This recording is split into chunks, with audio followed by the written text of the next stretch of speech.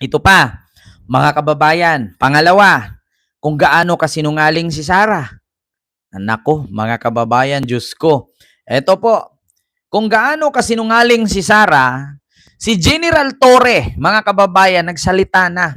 Kung naalala ninyo, ang sabi kasi ni Sarah, si General Torre ay pwedeng mag-file ng candidacy kung gustong tumakbong mayor ng Davao City.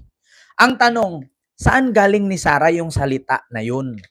Kasi ang sabi, wala namang pinagbawal, lahat naman tayo may karapatang tumakbo.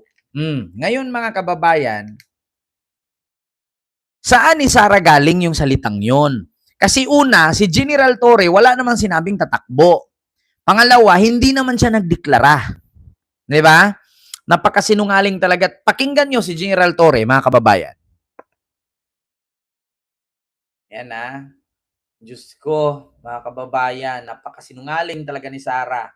Ito po yun, mga kababayan. Kasi di ba kumakalat, natatakbo daw kayo ng mayor ng Davao, pero I think you already denied it, GM, no? Bakit po sa tingin po ninyo ay mabilis kumalat yung usap-usapang ganito?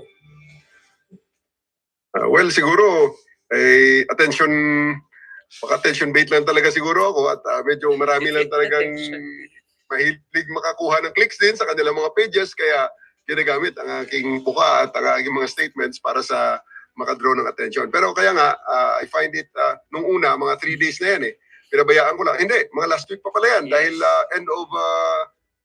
end of July yan nang nag-post ako regarding sa nabaha kong bahay dun sa Davao. At after mga 3 days, may mga nagsabi na ng gano'n na tatakbo daw ako na tumakbo na lang daw ako mayor ng Davao. Pero in-ignore ko. Pero nakita ko ngayon na pinick up na ng mainstream net na media, kaya I find it appropriate na magbigay na ng statement na formal para to debunk that dahil unang-una, wala pa naman tayong dinideclare na kung ano mang tatakbo pa natin sa politika at hindi nga tayo nakakasiguro kung alam natin ang trabaho dyan at kung alam ko kung paano gawin yan. Oo, well, welcome naman daw kayong tumakbo doon kung sakali, sabi ni VP Sara. Pero can you categorically say na sa 2028 ay hindi po kayo tatakbo? Alam nyo, sa ngayon talaga, trabaho muna talaga sa MMDA ang ating focus at kung pagdating man dyan sa ano ba yan at merong mga kung ano mang mga opportunities na ibibigay ang ating mga kababayan at tingnan natin, let's cross the bridge when we are there. Nakita nyo, mga kababayan, narinig ninyo? Grabe. Grabeng napakasinungaling talaga. Mga kababayan, alam nyo, makagawa lang ng inventong salita. Biruin nyo sa totoo lang. Ito, yung mga salitaang ito, sabi nga ni Sarah kay Gibo, huwag kang magbitaw ng mga ganyang salita kung hindi mo kayang patunayan. Kasi di ba kung naalala ninyo mga kababayan, sabi ni Gibo, sa mga opisyalis ng gobyerno na pro-China o sumuporta sa China, walang pakialam sa pagbomba ng water cannon, pagsugat ng mga Coast Guard, mag-resign na kayo.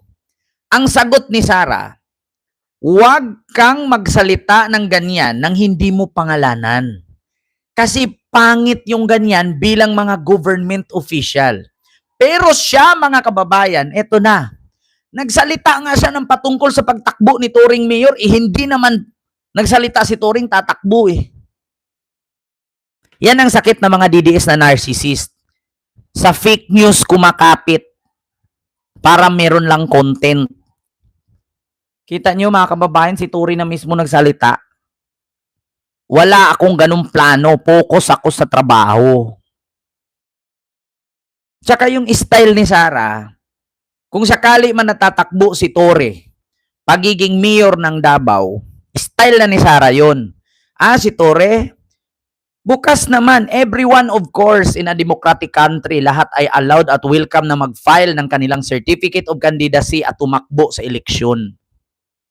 Yan ang sagot at sabi ni Sarah.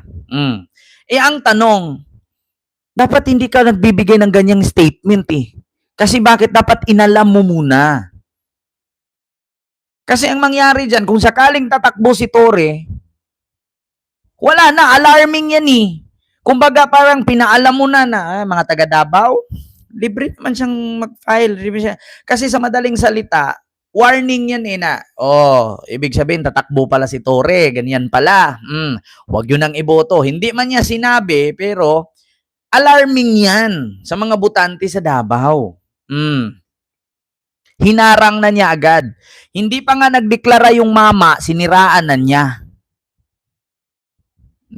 Siniraan na niya, mga kababayan. Ganun yan eh.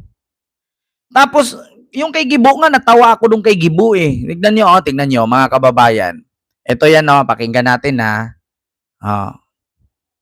Nagkakahamunan na kung sino-sino ba ang mga opisyal ng gobyerno na pro-China raw. Sabi ni Vice President Sara Duterte, pangalanan na yan. Sagot naman ni Coast Guard spokesperson Jay Tariela, walang ganyang listahan. Pero may tuturing daw na traidor ang magsasabing probinsya ng China ang Pilipinas. Narito ang frontline report. So, kailangan pa bang pangalanan? Sino ba yung nagsabing, why are you suspiring? Bakit hindi nyo gawing Fujian? Philippines, province of China. Lapit lang. Gawin nyo kami province. So, kailangan pa bang sabihin na pro-China yung nagsabi o hindi?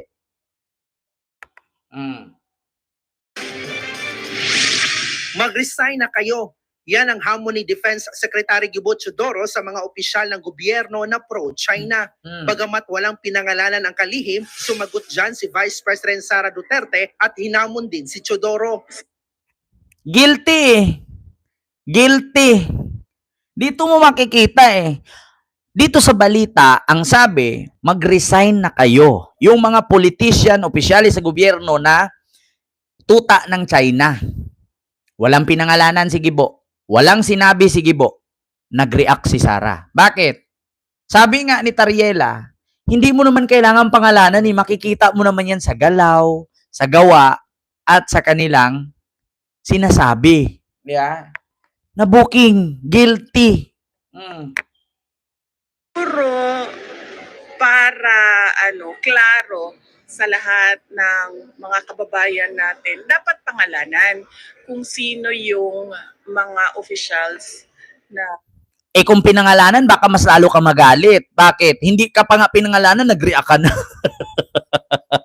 Di ba mga kababayan? Kung pinangalanan ni Gibo yun, pinangalanan niya.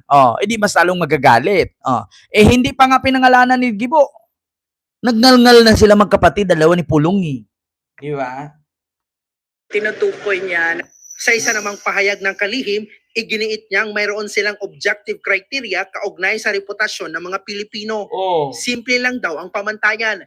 Yan ay ang hindi pagkontra at pagtangging kilalanin ang Administrative Order Number 29. Ito yung kautusan noong 2012 na formal na nagtatalaga ng ating maritime areas bilang bahagi ng West Philippine Sea. Sabi pa ni Teodoro, ang pagtatak o pagkilala sa mga Pilipino ng dahil lang sa personal na paniniwala kaysa sa mga kinikilos nito ay hindi gawain ng Defense Department. Diba? Biruin nyo, wala naman binigkas si Gibo doon. Ang sabi lang ni Gibo, sana sundin ang nasa batas na kung ikaw ay opisyali sa gobyerno, kung ano man mangyari sa ating mga Navy at Coast Guard, ipagtanggol mo. Minsan ba mga kababayan, pinagtanggol ba ni Sara? Minsan ba yung Filipino Coast Guard na tinaga, putol yung daliri, nasugatan yung ulo, nabutas yung rubber boat, binumba ng water cannon, binangga ng barko ng China? May narinig ba kayong statement ni Sara? Kung meron man, isend nyo, burahin ko channel ko. Diba? Sinabi ko yan. Noong tinaga ang daliri ng Filipino Coast Guard, walang statement si Sara. Noong tinusok ang rubber boat na butas, walang statement si Sara. Noong binomba ng water cannon, ang Filipino Coast Guard, ang Chinese Coast Guard, walang statement si Sara. Noong nasugatan ang ulo ng Coast Guard, dahil pinalo ng sagwan, walang statement si Sara. Noong binangga ng Chinese Coast Guard, ang Filipino Coast Guard boat or ship, may statement ba kay Sara? Wala. Kaya sabi ni Gibo, nangangahulugan, na kung sino man yung opisyalis na walang pakialam sa pangyayari, ibig sabihin, pro-China ka. ba't siya umaray si Sara? Bakit umaray si Pulong? Kasi guilty sila. Di ba? Para lang daw yung red tagging. Pero kung ganyan kasimple ang pamantayan ng DND, iba naman ang atake ng Philippine Coast Guard. Si Rear Admiral J. Tariela kasi wala man daw siyang listahan ng mga opisyal ng gobyerno na kumakampi sa China, diretsahan namang naglatag ng mga panuntunan para masabing traidor sa Pilipinas ng isang tao. Kabilang daw dito ang ayaw tumindig sa West Philippine Sea, mga nagsasabing mas mabuting maging probinsya ng China ang Pilipinas, yung mga nagmamahal kay Chinese President Xi Jinping at tahimik sa panggigipit ng China sa ating mga mangingisda. Kasama rin sa kanyang listahan ang mga malapit sa gobyerno ng China. Yung mga nagsasabing ipamigay na lang ang Kalayaan Island Group, mga nagsasabing wag i-demonize ang China, yung Sino ba yung nagsabing i-give up natin ang Kalayaan Group of Islands? Si Marcoleta. 'Di ba? Pinangalanan na. Mga nagsasabi na 2016 arbitral award is just a piece of paper. O sino ba yung nagsabi na just a piece of paper lang 'yan? Nagpakalat ng maling impormasyon hingil sa West Philippine Sea. Sino ba? Ang mga gumagamit ng West Philippine Sea para sa political campaign. Di ba? Kita nyo mga kababayan? sabing piraso lang ng papel ang 2016 Arbitral Award at ang gumagamit sa West Philippine Sea sa politika. Kasunod ng mga inilatag niyang katangian, ang pahabol pang banat na tanong ni Tariela kay VP Sara, "Ma'am, mayroon po ba kayong kilala?" Wala pang bagong sagot dito ang bise. Sara, baka ikaw may kilala. Pangalanan mo na. Kasi ang sabi ni Tariela, "Ma'am, kayo po ba may kilala?" Ayaw ni Sara sumagot. Bakit? Kasi pag sumagot yan siya, siyempre sasabihin niya, ako. Kami, tatay ko, kapatid ko, pro-China kami. Diba? Ngayon, bakit ko masabing pro-China si Duterte? 150%. Bakit? Tinayuan nga ng university yung nanay niya dun sa China. Diba? Sabi pa nga ni Digong, pagkaharap niya Chinese ako. Bakit? Kasi apelyido ko, ang nanay ko, Roa, 3 litra lang.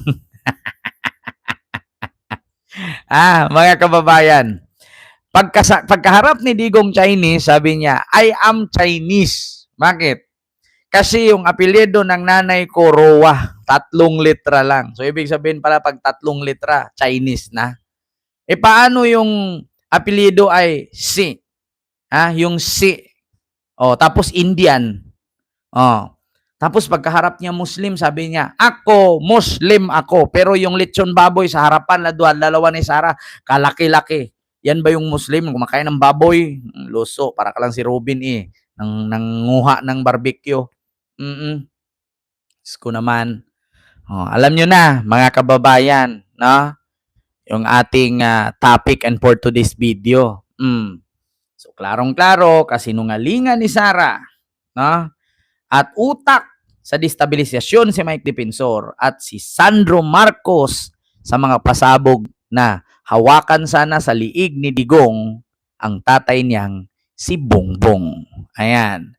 So, yon lamang po mga kababayan. Maraming salamat po sa inyong lahat. At